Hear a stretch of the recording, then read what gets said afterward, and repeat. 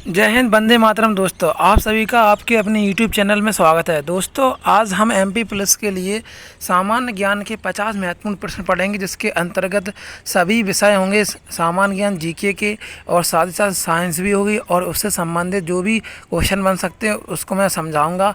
और current affair के जो क्वेश्चंस पीछे पूछे गए हैं उनको अपडेट करके नया मैंने समझाने का प्रयास किया है। तो दोस्तों, वीडियो में आप अंत तक बने रहें और अच्छे से वीडियो को समझें। तो दोस्तों, हम बढ़ते हैं अपने पहले प्रश्न की ओर।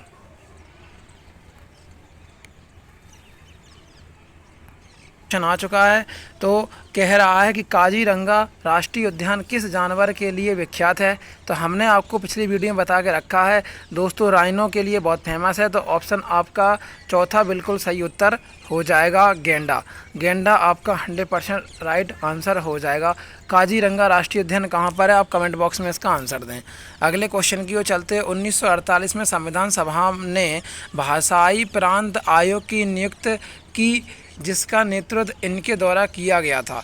तो दोस्तों, यहाँ पर आपसे जो क्वेश्चन कह रहा है कि 1948 में भारतीय संविधान ने भाषाई प्रांत आयोग की नियुक्त की या फिर नियुक्ति की, जिसका नेतृत्व किनके द्वारा किया गया था। तो दोस्तों, इनका जो नेतृत्व है वो न्यायमूर्ति SK धर। तो ऑप्शन आपका पहला बिल्कुल सही उत्तर हो जाएगा। तो आपको ये बात अच्छे से ध्यान रखनी है कि जब भाषाई प्रांत आयोग की नियुक्ति हुई तो किसने नेतृत्व किया था। तो ऑप्शन आपका पहला न्यायमूर्ति SK धर आपका सही उत्तर हो जाएगा। अगले क्वेश्चन की ओर चलते हैं। मध्य प्रदेश के किस ज़िले में गन कैरेज फैक्ट्री स्थित है। तो दोस्तों, गन कैरेज जो फैक्ट्री है आपको अच्छे से पता होना चाहिए। ऑप्शन दूसरा आपका बिल्कुल सही उत्तर होगा, जबलपुर। तो जबलपुर ज़िले में मध्य प्रदेश के गन कैरेज फैक्ट्री स्थित है। इसलिए आपने सुना होगा ऑर्डिनेंस फैक्ट्री की जब जगह निकलती हैं तो यहाँ पर ही गन कैरेज फैक्ट्री में उनका काम होता है। ठीक है फ्रेंड्स, आपको ये बात क्लियर हो गई है। अब हम चलेंगे अगले प्रश्न की ओर। मध्य प्रदेश की कौन सी जनजाति नंदना प्रिंट के कपड़े पहनती है। तो यहाँ पर आपसे कितना गहराई में क्वेश्चन पूछा है, नंदना प्रिंट के कपड़े कौन सी जनजाति पहनती है। तो दोस्तों, इसका जो सही उत्तर होना चाहिए ऑप्शन आपका तीसरा हो जाएगा, भील जनजाति।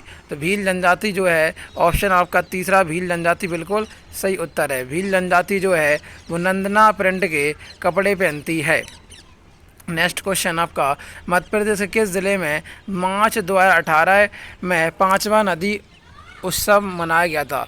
तो 5वां नदी महोत्सव जो है 2018 में जो मनाया गया था वो तो होशंगाबाद था, लेकिन आपको ध्यान रखना है कि 2022 में जो मनाया गया है वो कहाँ पर मनाया गया है। भारत की जो आप देखेंगे इम्पोर्टेंट बहुत ही ज़्यादा आप समझेंगे शहर के बारे में, तो भोपाल है। तो भोपाल आपका बिल्कुल सही उत्तर हो जाएगा। 5वां जो है वो तो होशंगाबाद में था, लेकिन 2022 का जो है भोपाल में नदी महोत्सव मनाया गया है। अगला प्रश्न है, 1959 में 1959 में पंचायती राज स्थापित करने वाला प्रथम राज्य कौन सा।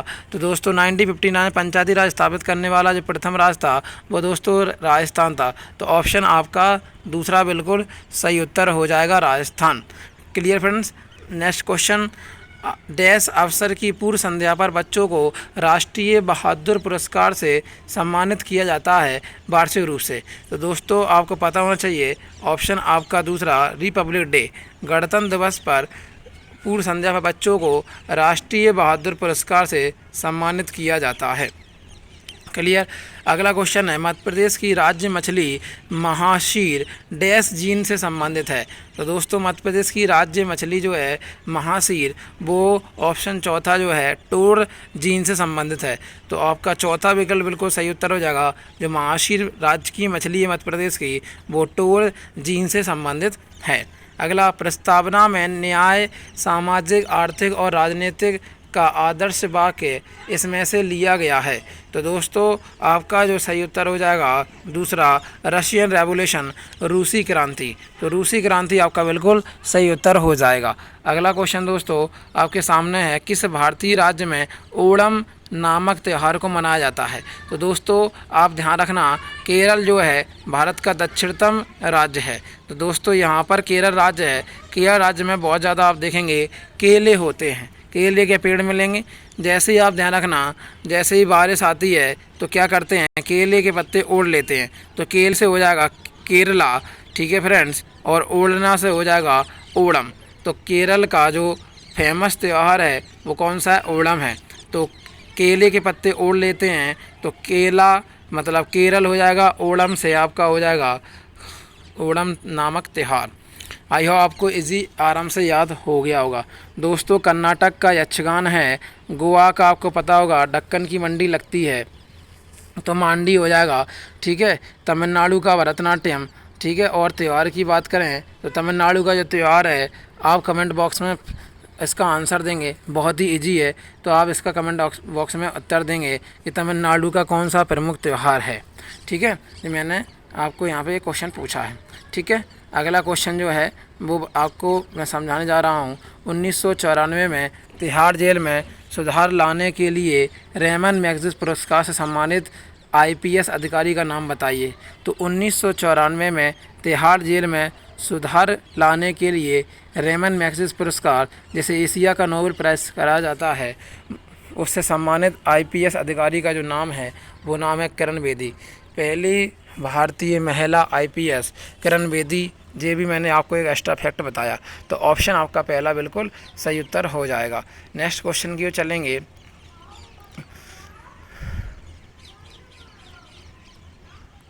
निम्नलिखित में से किस संस्थान द्वारा न्यूनतम समर्थन मूल्य की सिफारिश की जाती है?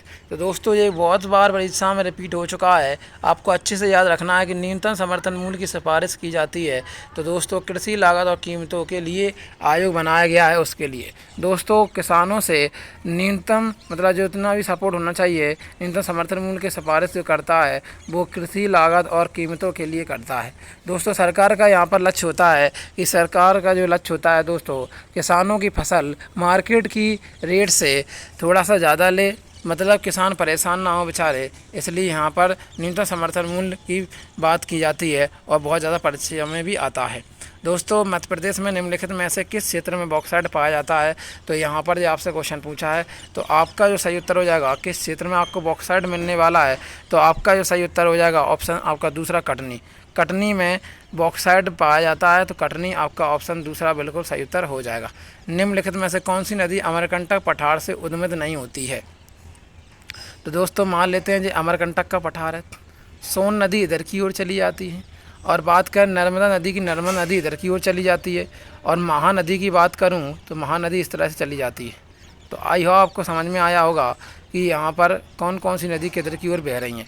तो यहाँ पर अमरकंटक पठार से मैंने आपको 3 नदियाँ बताई, यहाँ पर सोन नदी, इधर महानदी, इधर नर्मदा नदी। तो दोस्तों यहाँ पर नर्मदा नदी तो कैसे भी नहीं हो सकती, ठीक है, सोन भी नहीं हो सकती। अब मैं बात करता हूँ बेतवा, बेतवा भी इधर से निकलती है, ठीक है। तो बेतवा हो जाएगा यहाँ पर सही उत्तर, नर्मदा भी सही उत्तर, सोन भी सही उत्तर। लेकिन उद्गत नहीं होती है तो कौन सी नहीं होती है ये आपको पता होना चाहिए। तो ऑप्शन आपका जो है कौन सा, ऑप्शन आपका दूसरा सही उत्तर हो जाएगा, उद्गत नहीं होती है, ठीक है। तो यहाँ पर जो सही उत्तर होगा दोस्तों आपका दूसरा सही उत्तर हो जाएगा ऑप्शन आपका बेतवा। तो बेतवा नहीं होती है, आपको मैं बता दूं यहाँ पर सोन होती है, जोइला होती है, नर्मदा होती है। तो आपको तीनों चीज़ें क्लियर हो गई हैं। थोड़ी सी मिसअंडरस्टैंडिंग हो रही है तो लेकिन आप समझना दोस्तों, सपोर्ट तो बनता ही है, ठीक है। निम्नलिखित में से कौन सा संस्थान सिंचाई दक्षता सुधार परियोजना के लिए आर्थिक रूप से मध्य प्रदेश की मदद करने के लिए सहमत हो गया? तो दोस्तों एशियाई विकास बैंक है, सिंचाई दक्षता को सुधार करने के लिए सहमत हो गया है। तो अब भारत में ये थोड़ा सा बढ़ावा देगा। अगला है मध्य प्रदेश में भारतीय विमानपत्तनम प्राधिकरण द्वारा निम्नलिखित में से कौन से एक परिचालित हवाई अड्डे का स्वामित्व और रख रखाव किया जाता है? तो दोस्तों यहाँ पर जो सही उत्तर हो जाएगा खजुराहो हो जाएगा। चौथा विकल्प आपका बिल्कुल सही उत्तर होगा। मध्य प्रदेश में भारतीय विमानपत्तनम प्राधिकरण द्वारा एक परिचालित हवाई अड्डे का स्वामित्व और रखरखाव खजुराहो करता है। तो ऑप्शन आपका चौथा बिल्कुल सही उत्तर हो जाएगा। आई हो आपको ये बात क्लियर समझ में आ गई होगी, वीडियो थोड़ी सी अच्छी लग रही होगी दोस्तों। तो आप वीडियो को लाइक करें, जिन्होंने अभी तक हमारे चैनल को सब्सक्राइब नहीं किया है तो सब्सक्राइब करें। अब चलते हैं अगले प्रश्न की ओर दोस्तों। तो दोस्तों रामचरितमानस जो है वो आपका सही उत्तर हो जाएगा तुलसीदास। तुलसीदास द्वारा रामचरितमानस लिखी गई है। तो आई हो आपको ये बात क्लियर हो गई होगी। हम चलेंगे अगले क्वेश्चन की। शिवराज सिंह चौहान से पहले मध्य प्रदेश के मुख्यमंत्री कौन थे? तो आप अच्छे जानते हैं, बाबूलाल गौर आपका बिल्कुल सही उत्तर हो जाएगा। एक दिवसीय अंतर्राष्ट्रीय क्रिकेट विश्व कप जीतने वाले प्रथम भारतीय कौन थे? तो एक दिवसीय अंतर्राष्ट्रीय क्रिकेट विश्व कप जीतने वाले प्रथम जो भारतीय थे वो थे दोस्तों कपिल देव। कपिल देव ने 1983 में 60-60 का जो ओवर का मैच हुआ करता था वो मैच जीता था। ठीक है दोस्तों, तो आपको ये ध्यान रखना है। अगर मैं बात करूं किसको हराया था, तो वेस्ट इंडीज़ को हराया था दोस्तों। किसको हराया था? वेस्ट इंडीज़ को हराया था, ये आपको ध्यान रखना है। अगर मैं बात करूं इसके बाद कब जीते थे, तो 2007 में जीते थे। T20 world cup Mahendra Singh Dhoni कप्तान थे। ठीक है, T20 वर्ल्ड का था, 20 ओवर का। अगर मैं बात करूं इसके बाद, तो दोस्तों 2011 में ODI वर्ल्ड कप 50-50 ओवर का जो होता था वो जीता है। ठीक है, महेंद्र सिंह धोनी कप्तान थे, जी आपको ध्यान रखना है। 2007 का T20 वर्ल्ड कप था, पाकिस्तान को हराया था। 2011 में जो 50-50 ओवर का था उसमें श्रीलंका को भारत ने हराया था। अब 2023 का जो वर्ल्ड कप होने जा रहा है भारत में ही होगा 2023 में। ठीक है, ODI जैसे बोला जाएगा। अब ODI बोलेंगे, ODI का मतलब जो होता है 50-50 ओवर का। ठीक है दोस्तों, वनडे इंटरनेशनल मैच। ठीक है, भारत में ही आयोजित किया जा रहा है। अक्टूबर महीने से मैचेस शुरू हो जाएंगे। क्लियर। अब हम चलेंगे अगले प्रश्न की ओर। मध्य प्रदेश विधानसभा में विपक्ष के वर्तमान नेता कौन है? तो दोस्तों वर्तमान में जो नेता हैं वो कमलनाथ जी हैं, आपको ध्यान रखना है, कमलनाथ। ठीक है, 2023 की बात करें, 2020 से जे पद पर हैं, तो आपको ये भी क्लियर हो गया होगा। माउंट एवरेस्ट के शिखर पर पहुंचने वाली प्रथम भारतीय महिला कौन है? तो दोस्तों बछेंद्री पाल। ऑप्शन चौथा आपका बिल्कुल सही उत्तर हो जाएगा, बछेंद्री पाल आपका 100% राइट आंसर होगा। अगले क्वेश्चन की ओर चलते हैं। भारत की खोज, the discovery of India, Bharat की खोज पुस्तक के लेखक कौन है? तो दोस्तों डिस्कवरी ऑफ इंडिया, भारत की खोज के जो लेखक हैं पंडित जवाहरलाल नेहरू हैं। तो ऑप्शन आपका दूसरा सही उत्तर हो जाएगा। इसके अलावा दोस्तों यहाँ से इनसे क्वेश्चन पूछा जाता है, मौलाना अबुल कलाम आज़ाद की पुस्तक कौन सी है? तो दोस्तों आपको ध्यान रखना है, मैं आपको बताता हूँ। India wins freedom, India wins freedom. तो दोस्तों आपका सही उत्तर हो जाएगा, मौलाना अबुल कलाम आज़ाद की पुस्तक है इंडिया विंस फ्रीडम। क्लियर दोस्तों। ऐसे ही राजेंद्र प्रसाद की जो पुस्तक है वहाँ से ही प्रश्न पूछा जाता है। तो पंडित डॉक्टर राजेंद्र प्रसाद की जो पुस्तक है दोस्तों, वो पुस्तक का नाम है इंडिया